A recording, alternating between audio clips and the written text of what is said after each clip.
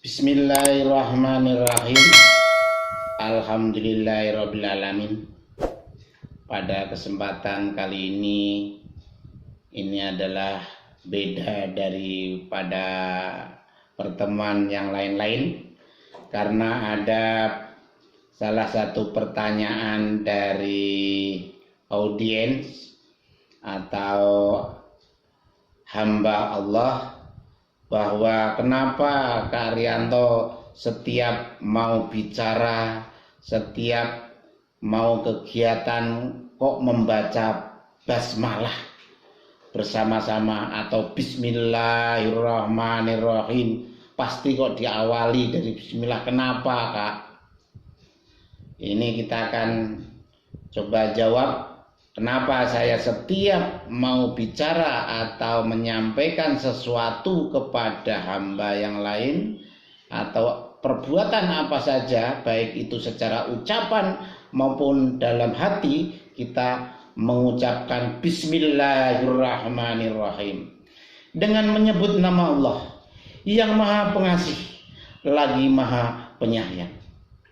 Jadi kita pernah membaca dalam para ulama menafsirkan, memberikan makna bismillah ke dalam pengertian atau pengetahuan tentang bismillah, manfaat, hal-hal yang harus kita lakukan. Kenapa Kak Arianto suka membaca bismillah diawalinya? Karena pertama, kata bi dalam bismillah itu bi mengandung maksud kekuasaan dan pertolongan.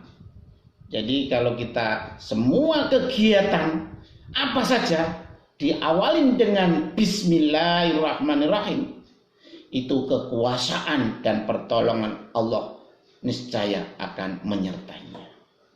Dengan demikian, orang yang mengucapkan bismillah akan paham bahwa segala sesuatu yang akan ia perbuat itu tentunya mendapat pertolongan, kekuasaan dari Allah Subhanahu wa Ta'ala. Semuanya itu tentunya akan Allah Subhanahu wa Ta'ala menyertai di dalam kegiatan tersebut. Rahmatul lil alamin. Yang kedua yaitu bismillah dengan kalimat diucapkan seorang muslim berkaitan dengan tauhid. La ilaha illallah. Sehingga kalimat ini menegaskan bahwa Allah adalah sebab utama segala tindakan sesuatu apapun. Jadi semua tindakan-tindakan adalah datangnya dari Allah. Itu bismillah. Hubungan erat dengan la ilaha illallah. Tiada Tuhan selain Allah. Yang ketiga yaitu kalimat ini diucapkan seorang muslim adalah bentuk deklarasi. Menyampaikan deklarasi ke publik atau ke umum, ke hamba-hamba yang lain, bahwa deklarasi pengagungan Allah Subhanahu wa Ta'ala, sang penguasa alam semesta. Jadi mendeklarasikan bahwa saya seorang muslim, bahwa segala-galanya adalah dari Allah, termasuk berbicara, termasuk niat kita. Mudah-mudahan tulus, ikhlas dari mendapat bimbingan dan ridho dari Allah Subhanahu wa Ta'ala. Yang keempat yaitu kalimat dalam mengandung kata yang merupakan sifat Allah, yaitu Ar-Rahman dan Ar-Rahim. Memberikan penegasan bahwa Allah adalah Maha yang memberikan curahan rahmatnya di dunia dan di akhirat. Nah, itu yang kita harapkan, yaitu adalah mendapatkan kecurahan rahmatan lil alamin untuk kebaikan dunia dan akhirat. Makanya saya sering setiap ini mari kita berdoa bersama-sama dengan bacaan Bismillahirrahmanirrahim. Kita awali seperti itu dengan menyebut nama Allah yang Maha Pengasih lagi Maha Penyayang. Jadi keistimewaan atau faidah dalam membaca basmalah itu ada beberapa faedah keistimewaan. Yang pertama, ucapan menjadi pembuka rezeki. Pembuka rezeki, ucapan basmalah menjadi jalan untuk membuka pintu rezeki dan menjadikan kita sebagai hamba Allah yang insya Allah penuh kemuliaan, baik di dunia maupun akhirat. Jadi setiap perbuatan kita itu akan mendapatkan ganjaran di dunia dan akhirat. Dunia dapat, akhirat dapat. Mau berangkat ke sekolah menuntut ilmu, Bismillahirrahmanirrahim. Mau makan, Bismillahirrahmanirrahim. Mau naik motor, Bismillahirrahmanirrahim. Sehingga kalau selalu kita ingat kepada mendapatkan ridho dari Allah, pengganggu-pengganggu setan ibrit tidak mengikuti. Insya Allah seperti itu. Yang kedua, dengan mencerdaskan akal. Jadi bacaan Bismillahirrahmanirrahim secara tulus dan ikhlas bisa mencerdaskan akal pikiran kita. Tahukah kamu bahwa dengan membaca lafal basmalah ternyata mampu untuk meningkatkan kecerdasan akal? Ia juga akan membantumu untuk menghafal materi-materi pelajaran atau lebih cepat menangkap pelajaran yang diberikan guru atau ustadz atau orang lain atau ilmu dari apa saja untuk memudahkan menangkap. Kenapa? Karena suasana di dalam pikiran hati sudah jelas-jelas diniatkan mendapatkan ridho dari Allah. Setan yang mengganggu minggir atau jauh. Wah, udah membaca asma Allah minggir, takut setannya. Walaupun selalu mau menggoda, makanya dibiasakanlah kita untuk membaca basmalah, mendapatkan akal yang cerdas. Yang ketiga yaitu terhindar dari gangguan setan. Makanya setiap apa saja itu harus baca basmalah. Bismillahirrahmanirrahim.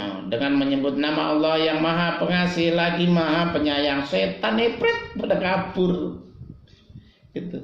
Mau masuk rumah juga Bismillahirrahmanirrahim. Mau masuk ruangan kamar juga Bismillahirrahmanirrahim. Sehingga setannya tidak mengikuti gemblok di tubuh kita, mempengaruhi di dalam akal pikiran kita.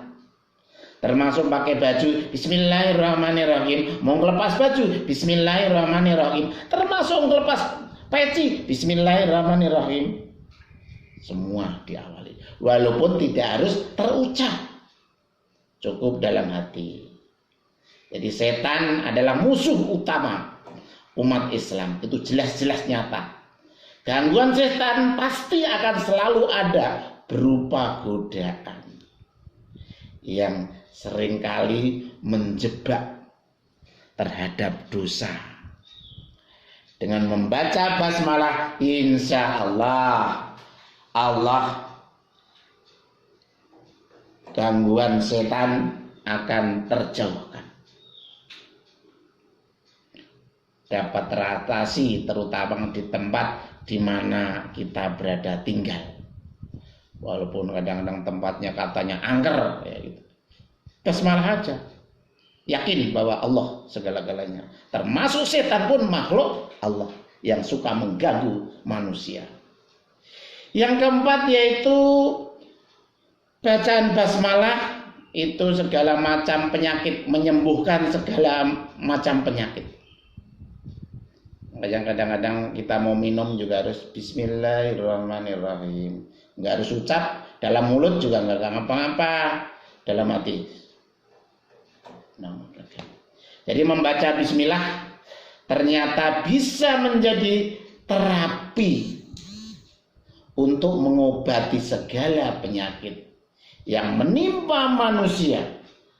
Tapi bukan berarti ketika kena penyakit tidak berikhtiar untuk berobat atau ke dokter. Tentunya juga dengan bismillahirrahmanirrahim, ya kita tetap usaha dan ikhtiar dan juga berobat ke dokter atau beli obat, pusing, bismillahirrahmanirrahim, minum obat yang pusing. Untuk mempercepat maka lafal bismillah itulah kita sebagai muslim ciri khas dan sebagai perlindungan kepada Allah Subhanahu wa taala. Perbuatan apa saja kita awali dengan bacaan bismillahirrahmanirrahim, dengan menyebut nama Allah yang Maha Pengasih lagi Maha Penyayang. Termasuk dalam bismillahirrahmanirrahim itulah akan membawakan keberkahan kita yang tadinya tidak ada menjadi ada, yang tidak bisa dinyana-nyana dengan akal pikiran kita. Insya Allah itu akan terijabah, dan itu alhamdulillah kalau hamba melakukan insya Allah terijabah, dan itu sudah terbukti untuk dilaksanakan oleh hamba Allah Subhanahu wa taala, dan kita sudah merasakan insya Allah itu adalah hamba yang beruntung dan memang benar-benar mendapatkan ridho dan bimbingan dari Allah Subhanahu wa taala. Jangan lupa tetap selalu setiap gerak-gerik kita diawali dengan bismillahirrahmanirrahim. Termasuk kita kalau yang sudah bapak ibu, yang sudah berkeluarga atau bersuami, kalau mau bertidur dan berdua ya tetap mengucapkan bismillahirrahmanirrahim, sehingga nanti kalau terjadi mempunyai keturunan juga memang ridho Allah, bukan karena campur tangan setan mengikutinya. Itu mungkin yang setiap kenapa kok Kakak Rianto setiap menyampaikan materi atau memberikan pembelajaran kok diawalin dengan bacaan bismillah. Itulah alasan yang dapat kita sampaikan, dan mudah-mudahan menjadikan pengertian buat kita semuanya, dan kita semuanya bisa melakukan setiap saat, setiap di mana saja kita berada. Mungkin itu saja pertemuan kali ini. Mudah-mudahan pertemuan kali ini bermanfaat dengan kita, dengan mudah-mudahan mendapat bimbingan dan ridho dari Allah Subhanahu wa taala. Terima kasih. Wassalamualaikum warahmatullahi wabarakatuh.